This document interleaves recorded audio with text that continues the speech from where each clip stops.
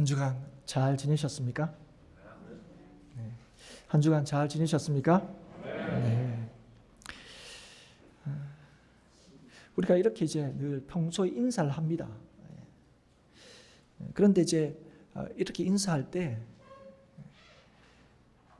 살아 있으니까 이제 이렇게 인사를 하는 거예요. 만나니까 이렇게 인사를 하는 겁니다. 그래서 이 인사말은 산다는 것이 숨 쉬는 것 이상의 의미가 있다는 걸 우리한테 늘 다시금 생각나게 합니다. 잘 사셨냐? 그냥 사는 게 이제 사는 게 아닌 거죠. 여러분, 사람은 산다는 게 뭐냐 하는 걸 묻는 존재입니다. 무슨 말이냐면 사람은 살아있는 것 자체가 아니라 삶의 목적과 의미를 따라서 사는 것을 중요하게 여긴다는 거죠. 그래서 우리는 그냥 살아있기만을 바라지 않습니다. 그래서 우리는 할 수만 있으면 잘 살기를 바랍니다. 우리가 그렇게 얘기하죠. 사는 것처럼 살았으면 좋겠다. 여기는 뭡니까? 그냥 사는 게 아니죠. 그래서 우리는 다른 말로 뭘로 또 표현합니까? 사람답게 살기를 원합니다. 그래서 우리는 어떻게 사느냐, 무엇으로 사느냐, 이걸 아주 중요하게 생각합니다. 그런 우리에게 우리로 하여금 생명을 얻게 하고 더 풍성히 얻게 하시기 위하여 예수님께서 이 땅에 오셨다는 사실을 알게 하셨습니다. 여러분, 이게 복음이죠. 여러분. 진실로 우리의 사는 길이 죽게 있다 하는 것을 우리에게 알게 하신 거죠. 그래서 우리를 살리신 분도 영원토록 살게 하시는 분도 바로 예수님이십니다. 그래서 우리의 인생의 주인은요, 오직 예수님 밖에는 없습니다. 예수님만이 나의 주님이십니다. 그러나 세상은 끊임없이 예수님 외에도 얼마든지 우리를 사람답게 살게 하는 것들이 있다고 주장합니다. 때로 우리를 유혹합니다. 예를 들면 소유가 넉넉하면 얼마든지 잘 살 수 있다고 주장하죠. 그러니까 실제로 그런 것처럼 우리를 겁주고 불안하게 합니다. 그러니까 없으면 내 인생이 큰일 날 것 같아요. 조금 있으면 내 인생이 얼마나 참 행복한지 몰라요. 그래서 여러분, 우리도 예수 믿는 우리도 예수님이 나의 전부다 이렇게 고백하는 우리들도 예수님에게 뭘 요구하느냐? 우리를 좀 더 넉넉하게 해주십시오. 그렇게 이제 요구한다는 거죠. 나를 위하여 생명도 아끼지 않으시고 자신을 주신 예수님이니까 지금 내가 요구하는 이거 주님께서 충분히 주실 수 있고, 그리고 더 많은 것으로 채워주시면 우리가 더 복될 것 같고, 또 그러면 정말 주님이 내 주인임을 더 확신할 수 있을 것 같다는 거죠. 우리가 주님 앞에 이렇게 기도하는 것은 주님이 그렇게 하실 수 있는 분이시기 때문이었습니다. 세상을 지으신 분 아닙니까? 세상의 모든 것이 주의 것 아닙니까? 그래서 우리가 요구하는 거 주님은 충분히 들어줄 수가 있어요. 또 그렇게 하셔야 된다고 믿습니다. 왜냐하면 우리를 사랑하시니까요.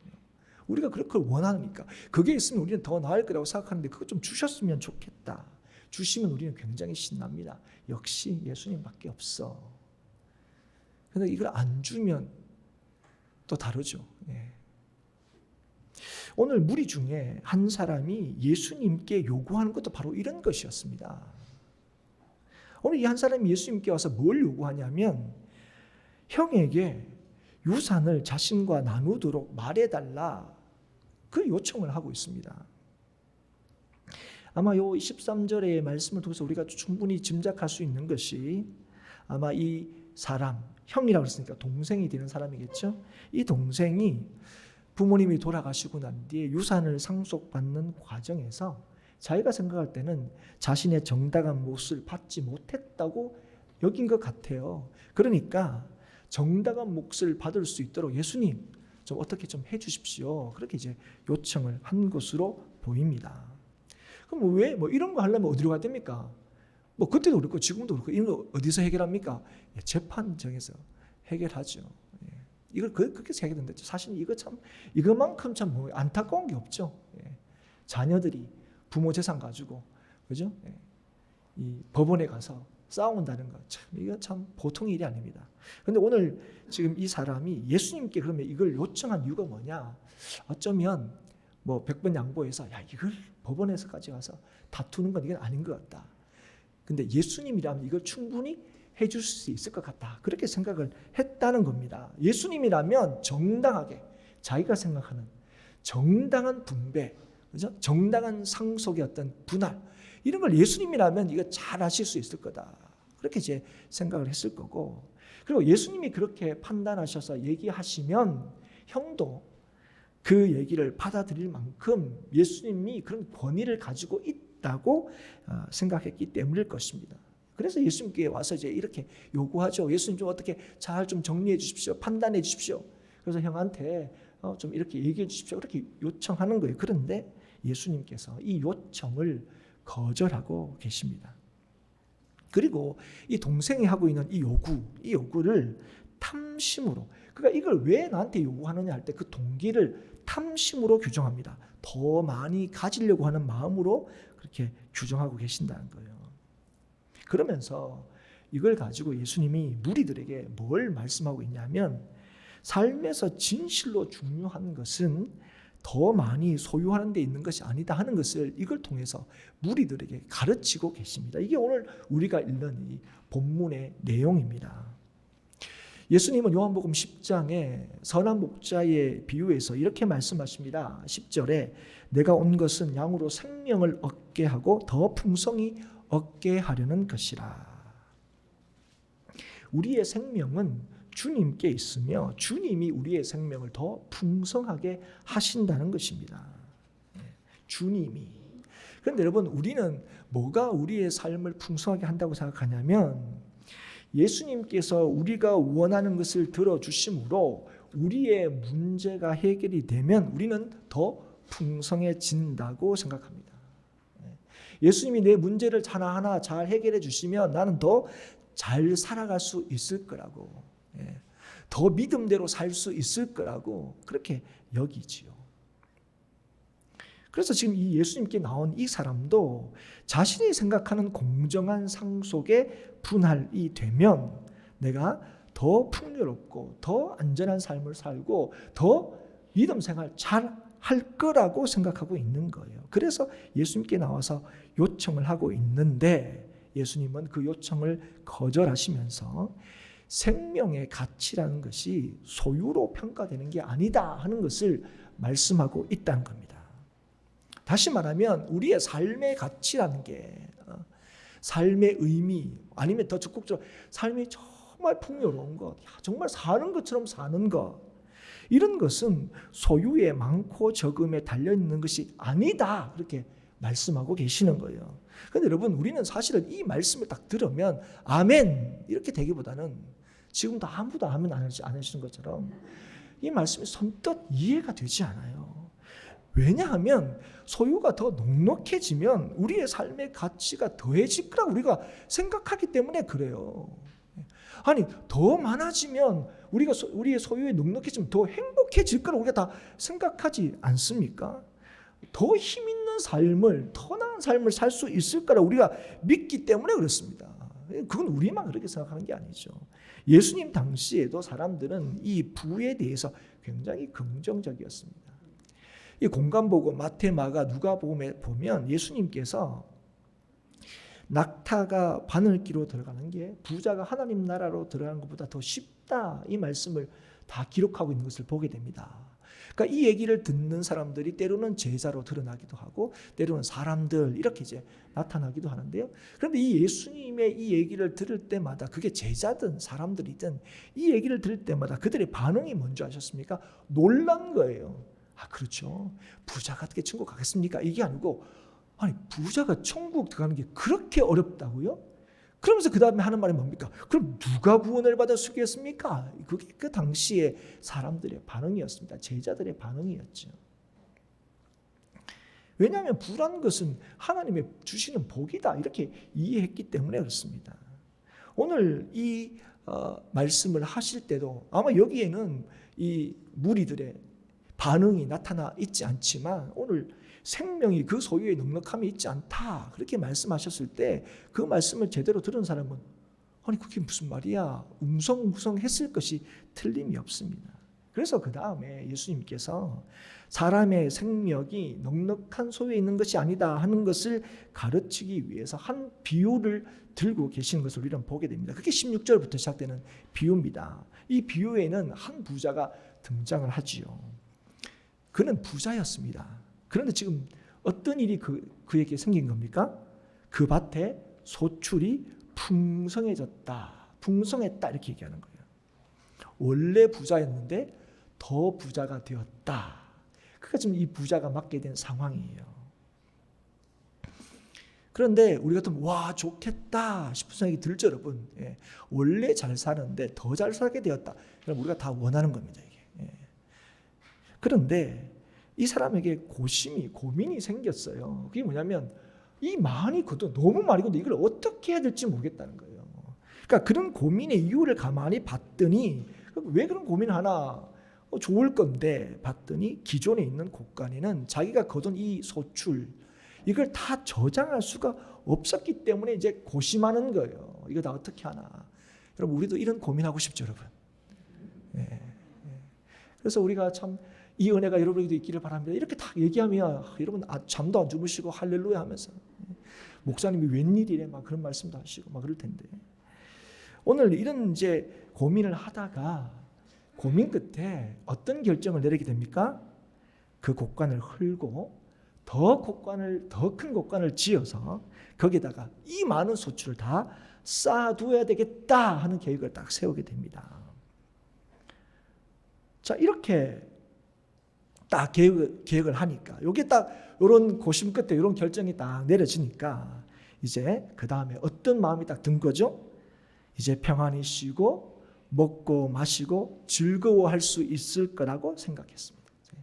그렇게 되면 지금보다 더 편안해질 거라고 생각했다는 거예요.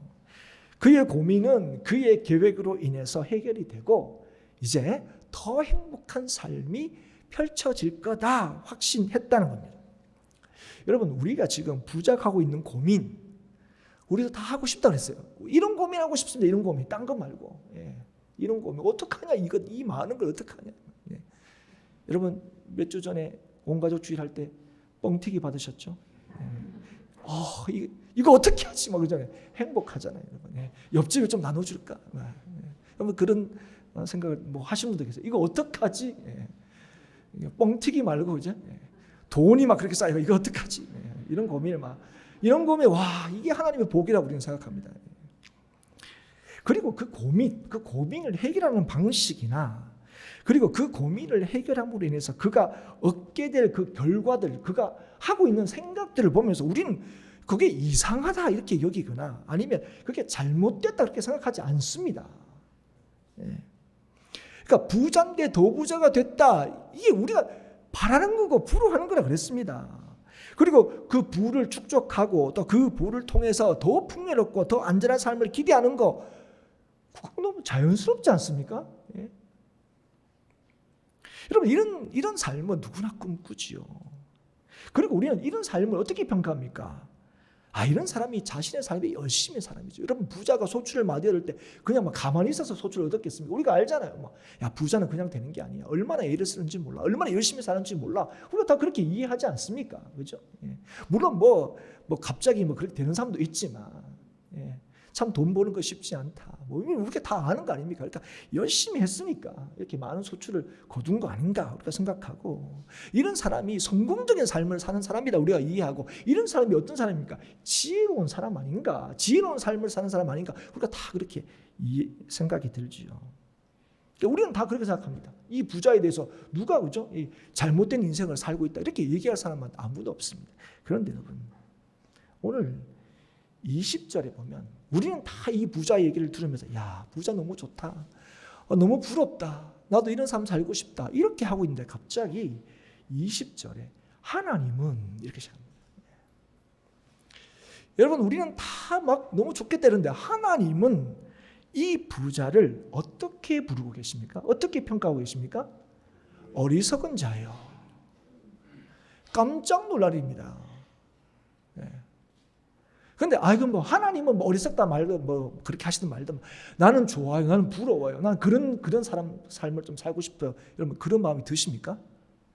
하나님은 어리석다 이렇게 얘기할 때 뭐 하나님은 그렇게 얘기하십시오. 저는 막 이런 삶이 좋습니다. 이런 마음이 드십니까? 아니죠. 그런 마음이 안 듭니다. 하나님은 왜 이렇게 얘기하셨지? 이런 마음이 드는 거죠.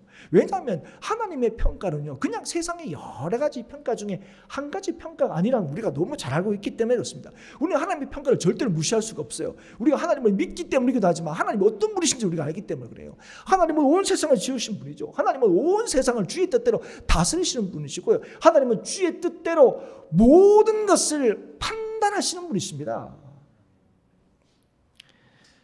그렇기 때문에 우리는 이 말씀에 하나님은 어리석다 이렇게 하는 말씀에 우리도 놀라죠. 왜? 하면서 뭐 그냥 하나님 말씀 이건 흘러들여. 이게 좋은 거지 이게 나쁜 거냐? 하나님도 왜 이렇게 얘기하셨대? 이런 마음이 안 드는 거예요. 그리고 물어야 됩니다. 왜 하나님께서 이렇게 얘기하셨을까? 그러니까 답을 찾아야 돼요. 왜냐하면 이런 이 부자의 삶을 사는 사람들이 결국 뭐예요? 어리석은 삶을 사는 거고 우리는 하나님께서 어리석은 인생이다 그렇게 하나님께 인정받고 싶지 않아요. 여러분 우리는 다 뭐라고 인정받고 싶습니까? 착하고 충성된 종아 이렇게 다 인정받고 싶어요. 그래서 우리가 오늘도 믿음으로 사는 거 아닙니까? 지혜로운 삶을 사는 길은 오직 하나님 말씀에 있고 그 하나님의 말씀에 우리의 삶의 가치와 생명의 가치가 어디 있는지를 알 수 있기 때문에 그렇습니다. 그래서 우리가 이 비유의 말씀을 잘 이렇게 눈여겨봐야 되는 거예요. 부자의 삶은 너무나 지혜로워 보입니다. 그리고 그의 계획은 틀림없고 그래서 분명히 그는 평안하고 행복한 삶을 살 거라는 확신을 들게 합니다. 하지만 그의 계획은 하나님의 계획으로 인해서 아무것도 아니게 되는 것을 우리는 보게 됩니다. 그 하나님의 계획은 부자의 계획에는 없던 것이었습니다. 부자가 전혀 염두에 두지 않았던 것이었습니다. 그게 뭡니까? 20절에 하나님은 이르시되 어리석은 자여 오늘 밤에 내 영혼을 도로 찾으리니 그러면 내 준비한 것이 누구의 것이 되겠느냐 하셨으니 하나님의 계획이 뭐라고요? 오늘 밤에 부자의 영혼을 도로 찾으시는 거예요. 여러분 부자의 계획은 뭐였습니까? 그가 축적해 놓은 많은 것으로 평안히 쉬고 먹고 마시며 즐기기로 했습니다. 그리고 그럴 수 있을 거라고 생각했습니다. 그럼 우리들도 마찬가지입니다. 그래서 우리가 부러워하는 거죠. 좋겠다. 하지만 그의 계획은 하나님의 계획으로 인해 여지없이 무너지게 되는 것을 보게 됩니다. 그가 준비한 것은 그의 것이 되지 못했습니다. 사랑하는 여러분, 오늘 하나님께서 이 부자의 삶을 우리에게 비유로 드시면서 우리에게 가르치시고자 하시는 것이 뭐라고 생각합니까? 여러분 부자에게 뭐가 있었습니까? 소유의 넉넉함이 있었죠. 그것 때문에 고심할 만큼 그는 부유했습니다. 그런데 그의 삶에는 누가 없었습니까? 하나님이 없었다는 거예요. 그런데 여러분 여기가 하나님이 없었다는 거, 이 사람은 하나님 안 믿었구나, 하나님 몰랐구나, 그렇게 이해하시면 안 됩니다. 지금 이 얘기는 누구한테 하는 겁니까? 무리들에게 얘기해요. 그건 유대인들입니다. 하나님 다 아는 사람들이에요. 그래서 무리 중에 어떤 사람이 일 때 그 사람은 무조건 뭐가 딱 전제되는 겁니까? 하나님 아는 사람이에요. 여러분 오늘 우리 중에 이럴 때는 무조건 우리는 누굽니까? 다 교인들이죠, 여러분. 오늘 이 부자는요 하나님을 몰랐던 사람이 아니에요. 우리로 치면 교회 열심히 다녔던 사람이라는 거예요. 그런데 이 부자의 삶은 누구와는 관계없는 삶이었다고요? 하나님과는 관계가 없는 삶이었다는 거예요, 여러분. 뭘로 볼 수 있느냐? 여러분 17절부터 한번 보십시오. 그가 부자였는데 더 많은 것을 가지고 난 뒤에 그가 생각하고 고민하고 있는데요. 그게 다 누구를 위한 것이었습니까? 철저히 자기를 위한 것이었습니다. 17절부터 보면 다 뭡니까? 내 곡식, 내 곡간, 내 물건, 내 영혼 다 납니다. 나. 그의 관심은 온통 자신에게 향해 있습니다. 내 거, 내. 그리고 그 모든 것이 뭡니까? 자기의 것임을 주장합니다. 내가 이 쌓아놓은 거, 여러 해 쓸 물건을 쌓아놓은 거, 이거 내 거다 주장하는 거죠. 그리고 자기 계획대로 되면 그 부요함이, 그 쌓아놓은 물건이 나를 어떻게 할 거라고 확신하고 있습니까? 복되게 할 거다. 그렇게 확신하고 있는 거죠. 그런 그에게 하나님께서 뭘 얘기하십니까? 그가 계획하고 그가 의지하고 하는 것들이 얼마나 아무것도 아닌지, 그를 복되게 할 수도 없고 그가 준비하는 것이 그의 것도 되지 못하는 그 상황을 보여주시는 거예요. 사랑하는 여러분, 이 말씀을 오해하시면 안 됩니다. 하나님은 우리에게 먹을 것을 주세요. 하나님께서 우리에게 부도 주십니다. 하나님은 지금 부 자체가, 예수님은 지금 부 자체가 잘못이거나 그 부요함이 악하다고 하시는 게 아닙니다. 여러분, 하나님이 주시는 쉼이 있고 하나님이 주시는 즐거움을 누리는 거, 여러분, 그건 하나님께서 우리에게 주시는 복이 틀림이 없습니다. 그런데 여러분, 하나님이 어리석다고 하는 것이 무엇입니까? 인간의 삶의 의미와 가치가 부에 달려있다고 생각하는 그 생각을 어리석다고 하시는 거예요. 그렇게 생각하는 거, 이게 많이 쌓아뒀으니까 이 쌓아둔 걸로 나는 평안할 수 있다고 생각하는 그 부자를 어리석다고 하시는 겁니다. 사랑하는 여러분, 우리는요, 우리의 삶을 우리의 선택이나 결정으로 시작한 게 아닙니다. 여러분 다 아시죠? 예.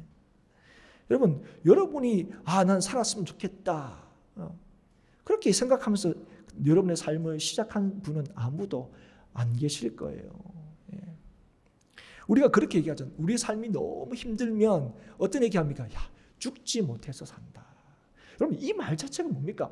우리가 우리의 삶을 시작한 게 아니라는 거예요. 그래서 여러분, 선택만 할 수 있으면 너무 괴로울 때는 차라리 안 났으면 더 좋지 않았을까, 그런 생각도 하잖아요. 예. 욥도 그런 생각을 했습니다. 왜 나를 이렇게 어머니의 모태에서 지으셨나? 너무 괴로우니까. 그런데 여러분, 그 삶이라는 건 우리의 선택으로 시작되는 게 아니에요. 우리는요, 피조물입니다. 여러분, 하나님께서 우리를 지으셨어요. 그게 창세기를 여시면서 제일 먼저 우리에게 말씀해 주시는 거죠. 우리는 하나님이 지으셨다. 그리고 2장에 가보면요, 이렇게 말씀하십니다. 생기를 코에 불어넣으심으로 사람이 생명이 되었다. 무엇입니까? 하나님이 우리를 흙으로 지으셨잖아요. 예. 근데 그 사람이 하나님께서 생기를 불어넣으심으로 비로소 뭐가 됐다고요? 생명이 되었다고요. 살아있게 되었다는 거예요. 그래서 여러분, 하나님께서 생명을 주셨고요, 하나님이 생명을 주심으로 우리는 살게 된 거예요. 생명을 가지게 된 거예요. 여러분, 생명이라는 것은요, 사전적인 의미는 살아있는 상태입니다. 숨 쉬고 있으면 그럼 살아있다 그래요. 누구를 봤는데 저 사람 죽었나 해서 이렇게 가서 이렇게 숨을 체크하잖아요. 그럼 숨 쉬고 있으면 숨이 붙어 있다, 생명이 있어, 우리가 이렇게 표현하죠. 그런데 여러분, 생명이 있는 거, 살아있는 상태는요, 단순히 목숨을 부지하고 있거나 호흡을 하고 있다는 의미가 아닙니다. 우리에게 생명이 있다 그러잖아요. 너는 이제 살았다. 언제는 안 살았어요? 나는 예수를 이 청년 때 믿었는데, 아니면 예수는 늙음하게 믿었는데, 그 전에도 호흡하고 다 살았는데, 뭘 우리가 죽었다 그러고 다시 살았다 그러고, 성경이 왜 그렇게 얘기하냐 하는 거죠. 그건 생명이라는 거, 살아있다는 거, 그 숨 쉰다는 의미가 아니라는 겁니다. 우리의 생명이 주께로부터 왔다는 것을 아는 것입니다.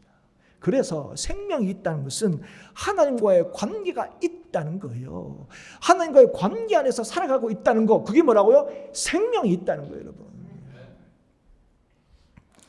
그래서 여러분, 이 생명이라는 거, 이 생명의 부요함이라는 거, 이건요, 소유의 넉넉함이 있지 않습니다.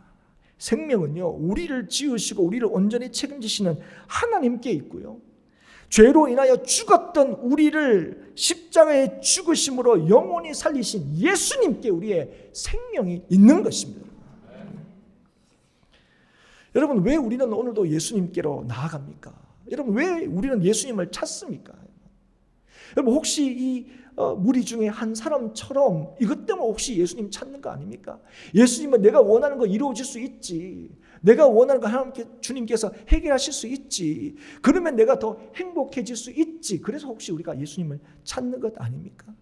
예수님을 찾지만 나의 행복이, 나의 복됨이 예수님께 있지 않고 내가 원하는 것들을 이루는 데 있다고 여기면서 그걸 해줄 수 있는 능력, 예수님만 가지고 있다고 여기서 혹시 예수님께 나아가고 계시지는 않습니까? 여러분, 오늘 예수님께서 우리에게 뭘 가르쳐 주시는 겁니까? 너희들의 생명이 어디에 있다고요? 소유에 있지 않다는 거예요. 나에게 있다는 거예요. 너희를 살린 것도, 너희를 살게 하시는 이도 오직 예수님밖에 없다는 걸 가르쳐 주시는 거예요. 사랑하는 여러분, 오늘 꼭 기억하십시오. 우리의 삶을 풍성하게 하시는 것, 우리가 정말 사는 것처럼 살게 하시는 것, 그거 오직 예수님이십니다. 예. 그래서 예수님이 아니라 자기를 위하여 재물을 쌓는 자는 어리석은 삶을 살 수밖에 없는 거예요. 세상에 많은 것을 가졌다 할지라도 하나님과 관계없이 사는 사람의 삶이 얼마나 아무것도 아닌지, 얼마나 헛된 것인지 예수님께서 가르쳐주고 계시는 거예요. 그래서 예수님께서 산상수훈의 말씀을 하실 때에 우리에게 보물을 하늘에 쌓아두라고 가르치신 거예요. 마태복음 6장 19절 이후에 이렇게 말씀하셨습니다. 너희를 위하여 보물을 땅에 쌓아두지 말라. 거기는 좀과 동록이 해하며 도둑이 구멍을 뚫고 도둑질하느니라. 오직 너희를 위하여 보물을 하늘에 쌓아두라. 저기는 좀이나 동록이 해하지 못하며 도둑이 구멍을 뚫지도 못하고 도둑질도 못하느니라. 내 보물 있는 그곳에는 내 마음도 있느니라. 아멘입니다, 여러분. 여러분, 진정으로 우리를 위할 수 있는 길이 어디 있다고요? 우리에게 있는 게 아니에요. 하나님께 있다는 거예요. 예. 그래서 여러분, 하늘에 보물을 쌓아둔다는 게 무슨 말입니까? 하늘에 보물을 쌓아두는 뭐 다른 방법이 있다는 게 아닙니다. 우리의 보물이 누구라고요? 하나님이시라고요, 여러분. 예. 하늘에 보물을 쌓는 일, 하나님을 가장 귀한 것으로 여길 때, 하나님과의 관계 안에서 우리의 삶을 살아갈 때에 우리는 복된 삶을 살게 된다는 거예요. 땅의 보물을 쌓는다는 게 뭡니까? 하나님 외에 다른 것을 우리의 보물로 삼을 때 그 인생은 어리석다는 거예요. 그 인생은 복될 수 없다는 것입니다. 여러분, 하나님만이 우리를 온전히 책임지십니다. 하나님이 보물이고요. 거기에 마음이 있는 자는 진실로 부유하게 사는 거예요. 왜 그렇습니까? 절대로 빼앗기지 않거든요. 그 보물은. 예. 모든 것을 하나님께서 섭리하세요. 그래서 그 하나님을 내 보물로 삼으면 여러분, 갑자기 그 우리의 보물을 잃어버릴 일이 없다고요. 하나님의 뜻을 따라서 살 때에 모든 것을 주관하시고 결정하시는 그 하나님의 뜻 안에 있기 때문에 우리는 어떻게 되는 거예요? 우리는 영원토록 안심하게 되는 것입니다. 그러나 이 땅에 쌓는 보물은요, 우리를 지켜줄 수도 없고 언제든지 빼앗기는 겁니다. 사랑하는 여러분, 우리는 이 세상을 보면서, 우리의 삶을 보면서 어떻게 안심해야 되는 거예요? 이 쌓아놓은 것을 두고, 여러 해 동안 쌓아두는 것을 보고, 나는 내 인생에 이제 쉼이 있구나, 내 인생에 즐거움이 있구나 하는 인생은 헛된 인생이에요. 여러분, 나를 위하여 이 땅에 오시고 나를 위하여 십자가 지신 그 주님, 그 주님을 볼 때 우리는 진짜 뭐 할 수 있는 거예요? 나는 이제 진짜 쉼이 있구나, 진짜 평안이 있구나. 이 고백을 할 수 있는 저와 여러분이 될 수 있기를 주의 이름으로 축복합니다. 하나님을 보물로 삼는 인생, 예수 그리스도를 보물로 삼는 인생, 그 인생이 뭐라고요? 영원토록 복되다 말씀하시는 거예요. 갑작스러운 일이 없어요. 우리는 갑작스러운 일이 있을 수 있죠. 내 계획이 없을 수도 있어요. 그러나 하나님의 계획 안에 있는 사람들은 하나님께서 우리를 뭐죠? 온전케 하시는 역사를 이루신다는 약속이에요. 그러나 내가 원하는 것들, 내가 믿을 만한 것들, 하나님 외에 다른 것들 믿을 만한 것들이 있는 사람들은 그것으로 천년만년, 아니 이 땅의 사람 동안에는 평안히 살 것처럼 보이지만 그렇지 않다는 것입니다. 사랑하는 여러분, 미국의 최고의 부자 하면 떠오르신 분들이 여러 명 있을 거예요. 근데 그 중에 꼭 이 사람은 떠오릅니다. 록펠러라는 사람이죠. 록펠러에게 물었습니다. 돈을 얼마나 벌었으면 좋겠습니까? 여러분, 이 질문의 의도를 알겠죠? 예. 그러니까 돈을 엄청나게 많이 벌고 있는데 지금도 여전히 많이 벌고 있으니까 얼마나 더 돈을 벌었으면 좋겠습니까? 물은 거예요. 여러분, 그의 대답이 뭔지 아십니까? 조금만 더입니다. 조금만 더. 예. 여러분, 그의 대답을 통해서 우리가 알 수 있는 게 있습니다. 소유의 넉넉함은 절대로 삶의 만족함과 풍성함을 주지 못한다는 거예요, 여러분. 여러분, 우리는 솔직히 록펠러의 재산의 100분의 1만 가져도 여러분, 우리가 뭐야? 더 이상 바랄 게 없을 것 같아요. 그렇지 않습니까? 그 100분의 1만 가져도 우리는 만족할 것 같아요. 우리 하나님 앞에 요구하는 거 대단한 거 요구하지 않는다 그랬잖아요. 우리 하나님 앞에 뭘 요구합니까? 우리가 뭐 1000억을 요구합니까? 뭐 100억을 요구합니까? 지금보다는 조금 더 이걸 요구하는 거예요. 그래서 록펠러의 삶을 보면 록펠이 대답은 뭐 이런 사람이 다 있어 싶지만 여러분, 오늘 100분의 1만 가지면 더 이상 바랄 게 없을 것 같은 우리의 삶에 그 100분의 1이 채워지잖아요. 그럼 우리는 뭡니까? 만족하고 기뻐하는 게 아니라 뭐 한다고요? 조금만 더요, 주님. 예수님, 조금만 더요. 사랑하는 여러분, 기억하십시오. 삶의 풍성함과 부유함은요, 절대로 소유의 많고 적음에 달려있지 않습니다. 그 소유로는요, 우리를 채울 수 없어요. 여러분, 하나님의 형상으로 지음받은 우리의 인생을 만족해 하는 거 세상을 다 줘도 채울 수 없어요. 오직 하나님만이 채우실 수 있는 거예요.